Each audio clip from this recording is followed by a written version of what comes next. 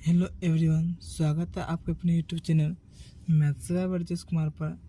तो आज जो है हम कुछ न्यूमेरिकल क्वेश्चन लेकर आए हैं। तो हमारा जो पहला क्वेश्चन कहता है कि अपवर्तन कोण की गणना करें जब किसी कांच के प्लेट पर प्रकाश किरण ध्रुव कोण पर आपतित हो, और उसका जो हमारा अपवर्तनांक है म्यू जी हमें दिया गया कितना 3/2 है। तो पहले हम ये जान लेते हैं कि अपवर्तन कोण कहते किसको है। तो अपवर्तन कोण जो होता है अपवर्तित किरण और अभिलंब के बीच जो कोण बनाती है उसे हम क्या कहते हैं, अपवर्तन कोण कहते हैं। तो अपवर्तन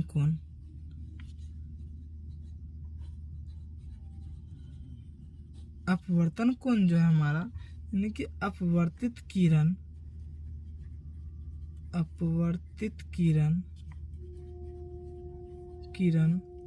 और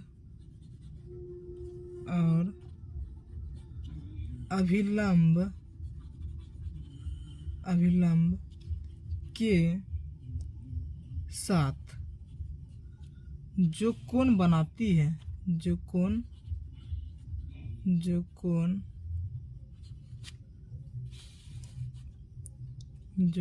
बनाती है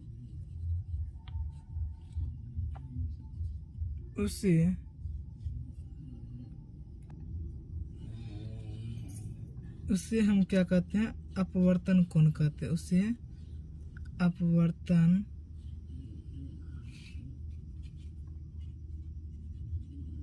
कोण कहते हैं।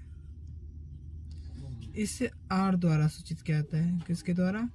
R द्वारा सूचित किया जाता है। तो हमसे पूछ रहा है कि अपवर्तन कोण की गणना करें जब किसी कांच के प्लेट पर प्रकाश किरण ध्रुवन कोण पर आपतित होती है।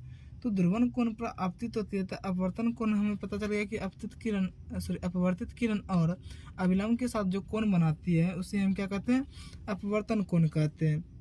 तो अपवर्तन कोण कहते हैं तो हम जानते हैं कि ब्रूस्टर के नियम से, ब्रूस्टर का नियम अब क्या कहता है कि ब्रूस्टर का नियम जो कहता है, ब्रूस्टर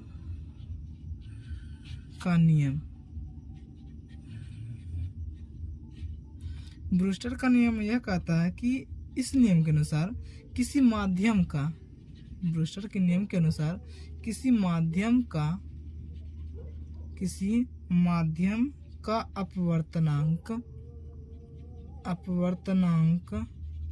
अपवर्तनांक हम म्यू से सूचित करते हैं। किससे सूचित करते हैं? म्यू से। और ध्रुवन कोण को हम IP से सूचित करते हैं। किससे? IP से। के स्पर्श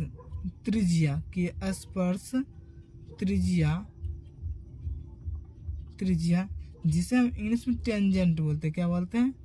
टेंजेंट बोलते हैं, के बराबर होते हैं। कहते हैं बराबर होती है।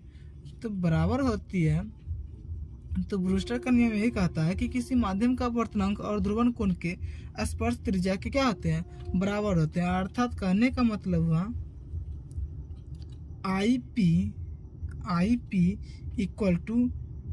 म्यू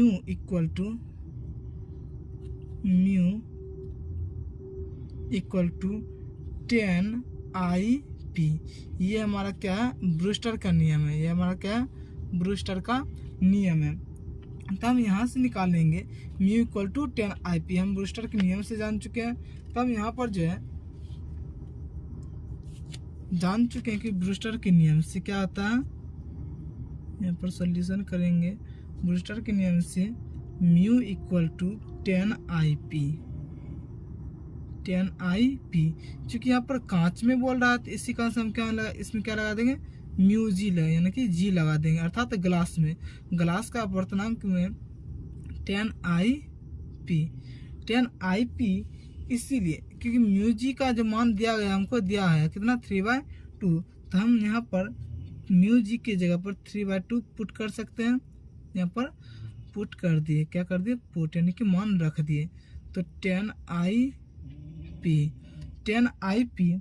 अब हम जानते हैं चूँकि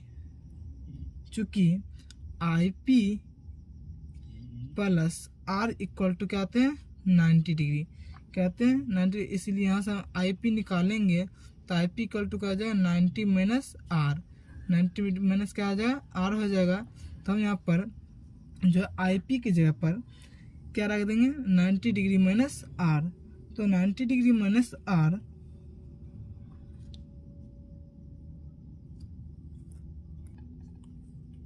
तो हम यहाँ से IP निकाल लेते हैं। पहले IP इक्वल टू हो जाएगा, इधर आ जाएगा 10 इनवर्स में 3/2 आ जाएगा। और IP जब हम क्या रख देते हैं 90 degree minus R equal to 10 inverse 3/2 तो ये माइनस में उधर जाके प्लस में, लेकिन हमको R ही चाहिए, क्या चाहिए R, तो ये उधर जाके प्लस में हो जाएगा और ये इधर आके माइनस में हो जाएगा। तो हमें यहाँ से ऐसे निकल जाए R equal to 90 degree minus 10 inverse 3/2, ये हमें निकल जाएगा। जहाँ यही हमारा क्या है अपवर्तन कोण है, ये हमारा क्या है अपवर्तन कोण, अर्थात R हमारा क्या है अपवर्तन कोण है। तो R हमारा अपवर्तन कोण है। तो हमसे यही पूछ रहा था कि अपवर्तन कोण की गणना करें जब किसी कांच के प्लेट पर प्रकाश किरण ध्रुवण कोण पर आपतित हो। तो अपवर्तन कोण से हमसे क्या किए निकाल दिए। तो हमारा R इक्वल टू क्या निकल गया 90 डिग्री माइनस 10 इनवर्स 3/2, ये हमारा क्या है आंसर। अब हमारा अगला क्वेश्चन कहता है कि 10 एम्पियर की धारा एक तार से 10 सेकंड तक प्रवाहित होती है। तो कहता है यदि तार का विभवांतर 15 वोल्ट हो तो क्या गया कार्य होगा। तो हमसे पूछ रहा है यहाँ पर कार्य। तो हम जानते हैं कि विद्युत सामर्थ्य एक तरह से क्या होता है शक्ति, विद्युत सामर्थ्य में से एक तरह से क्या होता है शक्ति। तो यहाँ पर हमसे पूछा है विद्युत सामर्थ्य क्या आता है कि P इक्वल टू W/T, यानी कि इकाई समय में क्या गया कार्य हमारा एक तरह से क्या कहलाता है शक्ति कहलाता है ना, कि कार्य करने की दर को भी एक तरह से क्या कहते हैं शक्ति कहते हैं। तो ये हमें पता है P इक्वल टू W/T, और यहाँ से हम W निकाल सकते हैं। तो W निकालेंगे तो क्या आ जाएगा P इंटू टी। तो अब जो हम चाहिए क्या चाहिए P चाहिए।